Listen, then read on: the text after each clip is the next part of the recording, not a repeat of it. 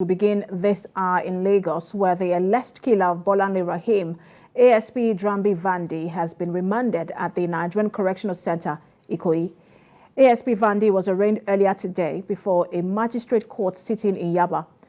Lagos State Attorney General and a senior advocate of Nigeria, Muyosore Onigbanjo, appeared before the Chief Magistrate, Adeola Olatubosun, in connection with the murder. The Attorney General's office had filed a murder charge against the defendant. The charge, dated December the 30th, 2022, was signed by the Director of Public Prosecutions, Jide Martins. The document reads, quote, "You, ASP Drambi Vandi, on the 25th of December 2022 at Adjourned, along the Lekki Expressway, Lagos, unlawfully killed one Bolanle Raheem by shooting the deceased in the chest, contrary to Section 223 of the Criminal Law of Lagos State 2015, end quote. With the charge, the Attorney General applied for the remand of the defendant pursuant to Section 264 of the Administration of Criminal Justice Law of Lagos 2015. The magistrate granted the request for remand and ordered that the defendant be remanded at the Nigerian Correctional Center, Ikoyi.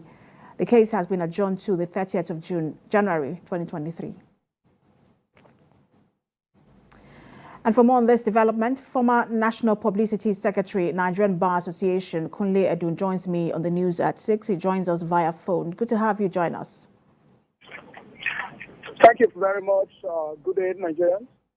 All right, so we know that ASP Drambi Vandi, the alleged killer of Bolanle Raheem, was arraigned in court today.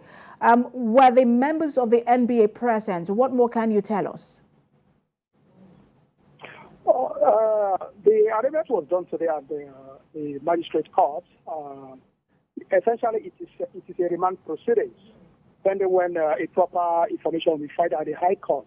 The NBA is going to be represented in all stages of the proceedings. You're already aware that the learned sake, Adeborua, is leading the lawyers that will be representing the NBA. But today's proceedings is just a mere formality. It's just, like I said, it's a remand proceeding. It's not the actual proceedings that would lead to the prosecution for murder. It is just to having been in custody with a proper order of court, because you can't remand somebody, you can't detain somebody beyond 24 hours without a formal order of court. So essentially, that's what they just did today. Probably the next few days, a proper information will be filed at the High Court, and the NBA will be ably represented by the learned sake Adeborua. We also understand that the NBA is seeking 5 billion naira in damages for members of the family. Can you speak more on that? I will not be able to confirm that because, our colleague that passed on, she was a member of the Lagos branch of Nigerian Bar Association. So I understand that that demand is from the Lagos branch. Okay. However, you cannot really put a price tag to the life of a human being. What is 5 billion compared to the life of a human being? But we can assure all Nigerians and the family of our colleagues that justice will be done in this case. And most importantly, we want to use this sad incident, very sad, to bring to fore the minutes on our road being perpetrated by the members of the Nigerian police force, and also our hospitals. Because I understand that our colleague was rushed to 2 hospitals. The second hospital, if I'm right, I understand, rejected our colleague and they refused to admit her or administer any care on her. That is not right. It is wrong. And I want to use the opportunity to let all medical centers, all hospitals in Nigeria, let them know that there is an extant law. And that law was passed in, I think, on the 9th of November 2017. It's an act of the National Assembly. And that act is titled Compulsory Treatment and Care for Victims of Gunshots. What that act essentially states is that all victims of gunshots can be rushed to any hospital, first-rate hospital, second-rate hospital, provided it's a hospital. The hospital, upon seeing such a person at their doorstep, must admit, accept, and receive such a person and administer the necessary treatment. Of course, there could be instances when the hospital may not have have adequate facilities. That is good. But the hospital is also given the further duty to continue by making all the necessary facilities available, probably ambulance, to take the first person to a better hospital. So that law, if any hospital violates that law by refusing to accept any gunshot victim, it's a crime. A crime that is punishable. And Mr. Aidu, if these allegations you just made against these hospitals, 2 hospitals were to be true, will the NBA be prosecuting these hospitals? Because from what you say, this is a violation of the act, and then would you be pushing for prosecution? Yes, that's a very good question you just you asked.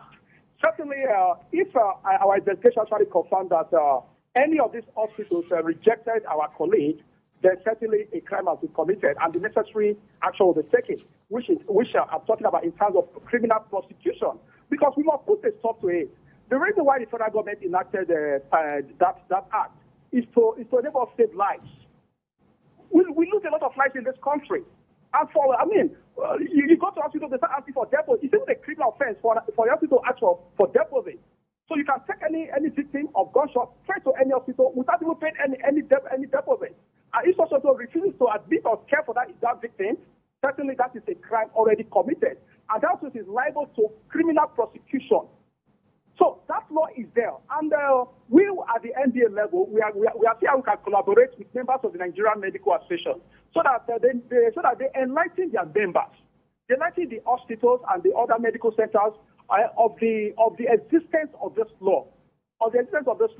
And I understand that this our colleague, probably she could have been alive today if the second hospital or probably the first hospital administered appropriate care on her. She could have been alive. But look at her. We just lost a young lawyer, 4 months pregnant, and a stand with twins. We don't share it life in this country. So that law is there, and we are going to escalate it so that all Nigerians will need to know. And I thank TVC for this, because this is part of the enlightenment program we are talking about. All Nigerians, all citizens, all hospitals, they need to know that that law is there to save lives. And no hospital has the right to reject any victim of gunshot wounds, whether being a victim of armed robbery, attack, or incident, or road accident, whichever. Either the gunshot might have occurred. Such hospital has to admit the person. Then within 2 hours of commencing treatment, the hospital has to report to the police. I guess this is one of the very many issues, along with police reforms, that a lot of people have been talking about, that we need to address. Thank you so much for talking to us. Former National Publicity Secretary, Nigerian Bar Association, Kuledu.